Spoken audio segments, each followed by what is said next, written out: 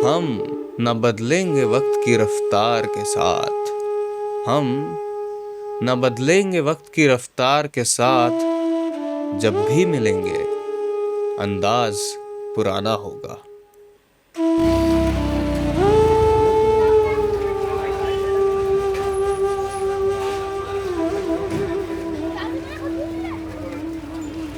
पुरानी दिल्ली के दिल में बल्ली मरान, जहां अतीत और वर्तमान टकराते हैं, जो कभी कवियों, क्रांतिकारियों और व्यापारियों के नगमों से भरा रहता था, वहां आज एक अतीत जीवंत संग्रहालय बना हुआ है। हर गली एक कहानी कहती है, हर मोड़ एक भूली दुनिया को दर्शाता है। हर चीज, हर जगह, तब और अब एक अराजक पर मैत्रीपूर्ण सुर में मौजूद है। समय यहाँ पर सीधी रेखा में नहीं चलता, बल्कि यहाँ की हवा में, लुप्त होती मुगल युग की हवेलियों में, कारीगरों की लयबद्ध हथौड़ों में और शांत कवियों की कविताओं में लहराता है। जिस तरह पुरानी किताबों और ताज़े कबाबों की खुशबू आपस में घुल जाती है, ठीक वैसे ही सदियों से इस उलझे हुए भूल भुलैये को अपना घर कहने वाली रिहाइशें आपस में समा जाती हैं। बल्ली मरान प्राचीन ईंट और बहते पानी के अलावा संस्कृति के उतार चढ़ाव का एक जीवित गवाह है। एक ऐसा स्थान जहां कविता और क्रांति हाथ में हाथ लिए बहते हैं। यहाँ गली कासिम जान के दिल में एक हवेली, जो महान उर्दू कवि मिर्जा गालिब के अंतिम वर्षों की एक मौन गवाह है। थोड़ा आगे चलने पर इतिहास हर दरवाजे पर आपका स्वागत करता है और भारत के स्वतंत्रता संग्राम के दिन आंखों के सामने से गुजरते हैं। कुछ गली दूर चलने पर साहित्यिक क्रांतियों की कहानियां सुनाई देती हैं। व्यापारियों के कदम उन्हीं रास्तों पर चलते हैं जहां मुगलों के दौर में उनके पूर्वज चला करते थे। बल्ली मरान सिर्फ एक बिरादरी नहीं है, यहाँ संस्कृति और बदलाव का जिंदा संग्रह है। भाई, बल्ली मारान का नाम पहले जो ये इलाका है वो है शाहजहांबाद। शाहजहां ने इसको आबाद करा था। In the Delhi that existed, Shahjahanabad area was declared as a slum area. So it was supposed to have been developed, or its future was predicted in the beginning, considering it as a slum in 1962. उसके बाद यहाँ जो बल्ली मारान नाम पड़ा, यहाँ नहर थी और यहाँ बल्लियों पानी था, यानी बल्लियों पानी गहरा। तो बल्लियों पे वो डाल डाल के चलते थे, तो इसका नाम इस तरीके से बल्ली मारान पड़ा हुआ है। जहां आम लोगों का मानना यह था, इतिहासकारों का कुछ और ही मानना है। And towards Jama Masjid and between Red Fort lived the most important noble people of the Mughal time, right? And as you go further from Red Fort, poorer people lived. So Bally Maran was surely a community which was not of the most affluent community in the Shahjahanabad. They were poor comparatively to the others.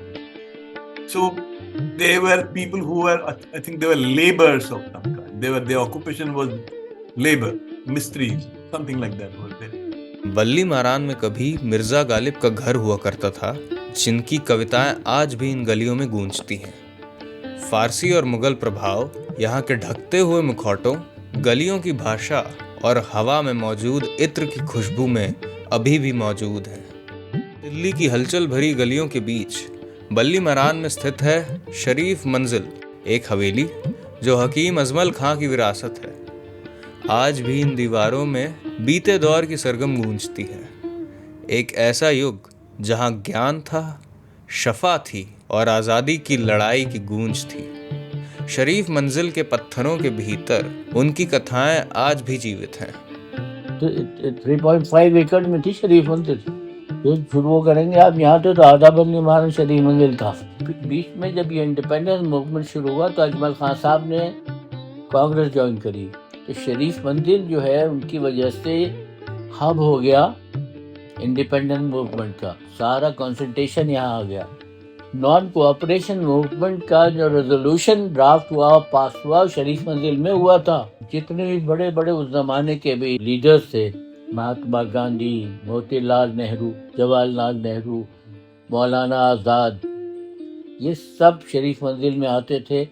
बल्ली मारान को समझने के लिए यहाँ के बाजारों को समझना बहुत जरूरी है। ये सिर्फ व्यापार का केंद्र नहीं, बल्कि इस मोहल्ले की धड़कन है जो निरंतर चलती है। तो बल्ली महारान की जैसे ही एक खूबसूरती यह है, जब आप वहां से एंटर करेंगे चांदनी चौक वाले रोड से, तो सामने कटरा नील के सामने एक चप्पल मार्केट है, उसका नाम है बल्ली महारान, जहाँ पे मिर्जा गालिब साहब की हवेली है। वो गली कासिम जान के अंदर, तो उसी एंटर से निकल कर आएंगे बल्ली महारान से, तो पहले चप्पल की मार्केट पड़ेगी, फिर आती है ऑप्टिकल मार्केट, उसके बाद आती है हमारी बैंगल्स मार्केट, जो लेडीज की चूड़ियों की मार्केट है, चूड़ियों की नहीं होता है और बहुत फेमस है, बहुत दूर दूर से लोग यहाँ पर आते हैं। हो गया जब मैंने आके खोली है, छोटा सा मैं तो गिनती की यहाँ सब दुकानें अलग अलग पेशों की हुआ करती थी, कोई एक पेशा नहीं था। शुरू में जूते वाले थे, फिर उसके बाद परचून वाले थे, कुछ अलग अलग कारोबार के लोग थे, छोटी छोटी दुकानें होती थी। थोक की कोई होलसेल की मार्केट नहीं थी। यहाँ की दुकानें केवल व्यवसाय नहीं, बल्कि पीढ़ी दर पीढ़ी सहेजी गई विरासतें हैं। कभी इन गलियों में घोड़ों से खींची जाने वाली बग्घियां चलती थीं, जो रेशम, चूड़ियां और इत्र लेकर मुगल दरबारों तक जाती थी। मेरी शॉप अराउंड तकरीबन 55 इयर्स ओल्ड है। 55 साल से मेरी शॉप है। तो ये दुकान आपके पुश्तैनी मेरे दादा, फिर मेरे पापा, अब मैं संभालता हूँ उसको। देखिए, जब ये फैमिली बिजनेस है, विरासत में हमें मिला है, तो इसको हमें कंटिन्यू तो करना है। इसके साथ साथ हम हो सकता है कुछ और चीज़ों में भी देखें, ऑप्शंस को सर्च करें, लेकिन इस चीज़ को तो हम मेंटेन रखेंगे, क्योंकि हम इसी चीज़ से कामयाब हैं, इसी चीज़ से हमारी पहचान है। मैं दुकान पे भाई मतलब 14 ईयर्स की से बैठा हूँ। मतलब स्कूल भी आता था, फिर शाम को पहले स्कूल गए, सुबह फिर ट्यूशन भी गए, फिर शाम को थोड़ी देर के लिए 1-2 घंटे की शॉप लाना स्टार्ट किया। ऐसे करते करते मन भी लगा, फिर काम भी सीख लिया, परमानेंटली सीख लिया। एक दौर था जब यहाँ हकीम, कारीगर और शायर बसते थे। आज यहाँ एक नया साम्राज्य है। थोक के भाव होने वाला व्यवसाय, डिजिटल भुगतान और वैश्विक बाजार। देखिए, क्या होता था कि आप किसी भी लाइन को लें, शूज़ के अलावा पहले कारीगर बहुत दिल से और बहुत ईमानदारी से काम करते थे। वो वर्कर्स तो भाई अब नहीं है यहाँ पे, सब आपको पता है कि जितने भी छोटे छोटे वर्कर्स थे वो खत्म ही हो गए। आज मैं कहूँ कि वो जो है पहले हफ्ते में सिर्फ 24 पेयर ही बनाते थे, आज जो है 240 पेयर बन रहे हैं, 2400 पेयर बन रहे हैं, क्योंकि मशीन्स भी आ गई हैं। आजकल जो बैठा है अपने घर पे बैठ के ऑनलाइन डिलीवरी हो रही है, ऑनलाइन ऑर्डर कर रहा है, मार्केटों में निकल ही नहीं रहे। और ऑनलाइन मैं आपको बताऊं, ऑनलाइन ही जनरेशन आगे आने वाले टाइम में, आने वाले 10 सालों में, 20 सालों में सारा काम ऑनलाइन चल जाएगा। शॉप्स पे आप देख लेना 10% काम रह जाएगा मुश्किल से।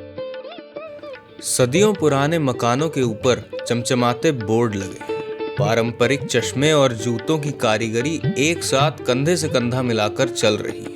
बल्ली महारान के लोग हमेशा समय के साथ बदलते आए हैं और उनका व्यापार भी उन्हीं के साथ बदलता रहा है, परंतु उनकी जड़ें अभी भी मजबूत हैं।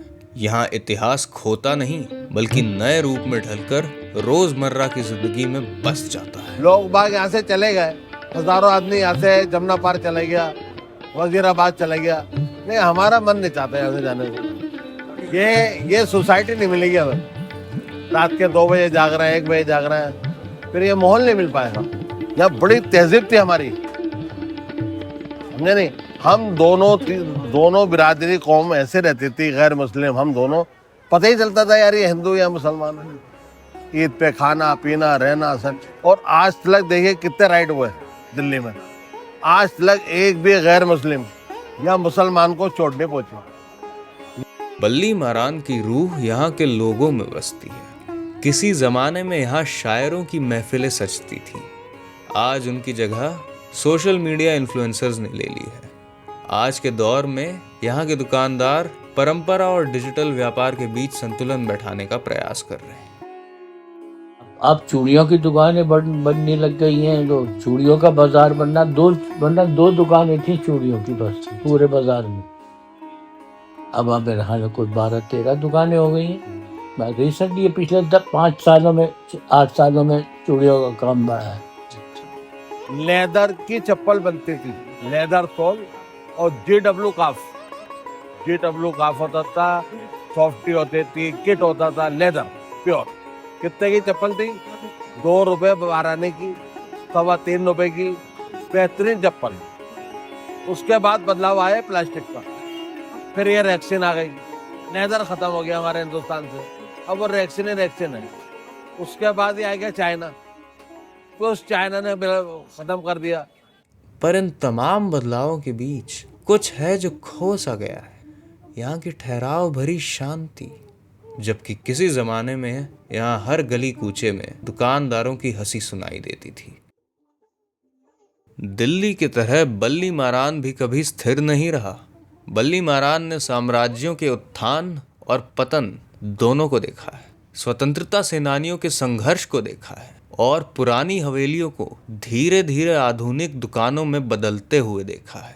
गूंजती हुई शायरियां, व्यापारियों की पुकार और दुकानों में सजी जूतियों की कतार हमें याद दिलाती हैं कि यह इलाका केवल अतीत की एक धरोहर नहीं, बल्कि इतिहास और वर्तमान के बीच एक पुल है, जहां विरासत आज भी जिंदा है, आज भी सांस लेती है और निरंतर आगे बढ़ रही है। मोटर व्हीकल सुबह के 9 बजे से लेकर रात के 9 बजे तक बंद रहती हैं, तो ट्रांसपोर्ट फैसिलिटीज़ वगैरह नहीं मिल पा रही हैं। लोगों को जो है अपना कन्वेंस कराने में इशू हो रहा है। उनको 2-4 किलोमीटर पहले जो है अपनी कार पार्क करनी पड़ती हैं। क्योंकि कस्टमर दिल्ली में कहीं से भी आता है, वो गाड़ी से आता है, यूपी से आता है, हरियाणा से आता है, पंजाब से आता है। 90% कस्टमर ऐसे होते हैं जो गाड़ियों से आते हैं। और फिर वहाँ से जो है बाय वॉक या रिक्शा लेकर आना पड़ता है। सेकंड जो है वॉशरूम की दिक्कत है, या इन लोगों ने वॉशरूम बिल्कुल नहीं है। आप स्टार्टिंग में शायद में एंटर करोगे ना, तो वहीं पे 2-3 वॉशरूम्स बने हुए हैं, उसके बाद कोई वॉशरूम नहीं है। मार्केटों के अपने अपने वॉशरूम, जैसे हमारी मार्केट में शॉप है, शॉप के ऊपर स्टोर रूम है, तो उसी के अंदर शॉप के जहाँ पे हम लोगों के गोडाउन होते हैं या स्टोर होते हैं ना, तो वहाँ पे हम लोग अपने वॉशरूम बना रहे हैं। बट गवर्नमेंट की तरफ से कोई भी ऐसा बेनिफिट नहीं मिला, जैसे हम लोग टैक्स देते हैं, टैक्स पे कहते हैं। अतीत से वर्तमान तक यहाँ बहुत कुछ बदल गया है, मगर मिर्जा गालिब की हवेली से आज भी नज़्मों की गूंज सुनाई देती है। जन्मदिन पर ढोल तमाशे बजते हैं यहाँ। जब हकीम साहब, उनका गालिब साहब का जन्म होता है, तो गुलजार साहब भी आते थे यहाँ, शीला भी आती थी, मुख्यमंत्री हमारी। शीला जी के बाद कोई नहीं आता। अब वो ढोल वोल तो बजते हैं, वो खाना वो आते दिखाते, हमने ये इनका करा, जन्मदिन मनाया, मत समझे नहीं, लेकिन वो बात पैदा नहीं। वही हाथ जो कभी शाही लबादे सिलते थे, अब विदेशी ग्राहकों के लिए सामान पैक करते हैं। सूरज डूबते ही बल्ली मारान चमक उठता है। भाई माल हम लोगों को जो आता है वो रात को आता है। मैं बताता हूँ आपको, सुबह 9 बजे से लेकर रात को 9 बजे तक की मार्केट का गेट बन जाता है। रात को 9 बजे खुल जाता है, फिर उसके बाद ट्रकों की एंट्री होती है, तब माल आता है। वो सुबह आइए कभी रात को, आपको देखिएगा कितने बड़े बड़े बंडल, कितने बड़े बड़े थोक की जो चारों तरफ मार्केट है, आप हैरान हो जाएंगे कितना यहाँ से जाता है माल भर के एवरी डे। मैं बताता हूँ, बल्ली मारान में जब मैं आता था ना, तो छोटा सा था। जब मैं अपने ऊपर से उतरता था, तो बल्ली मारान में पूरा उधर की तरफ से निकला, जैसे 12 दरी की तरफ से, तो वहाँ पे पूरा खुला खुला रहता था। हम बैट बॉल खेलते थे रात के टाइम, जो है ना, हम 10-11 बजे 12 बजे के टाइम हम बैट बॉल खेलते थे।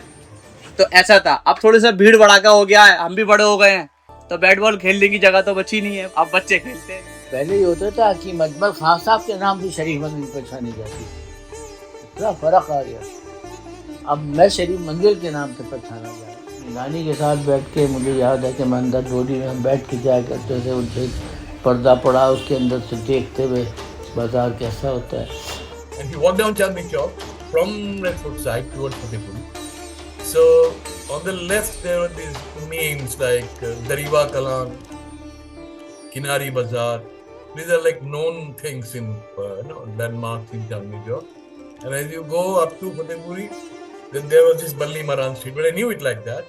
And at the mouth of Balli Maran, as I remember, at least me, that was the place where Kolhapuri chappals were available. As a Bengali, very fond of Kolhapuri chappals. We just certain design, and there is one called Kapsi, which has a string, little loop, which holds your little finger and the tooth finger. Quick hota. There's a special thing. So Balli Maran for me was the place in Delhi where Kolhapuri chappals were. That's my notion. Balli Maran, Kolhapuri chappal. So there are a million people. For me, that was Balli Maran. It's a long time back. यहाँ जैसा माहौल, यहाँ जैसा रहन सहन, यहाँ जैसा खाना, यहाँ जैसा मोहब्बत कहीं नहीं मिलेगी। बल्ली मारान जो है वो तारीखी भी तो रहा है हमेशा से, और दिल्ली की तारीख में बल्ली मारान का नाम जो है वो मिट तो नहीं कभी सकता। बल्ली मारान ने खुद को आधुनिक बनाया है और समय के साथ साथ आगे भी बढ़ा है। लेकिन सवाल ये है कि दुनिया को अपनाने की इस दौड़ में क्या बल्ली मारान ने खुद का एक हिस्सा कहीं खो दिया है?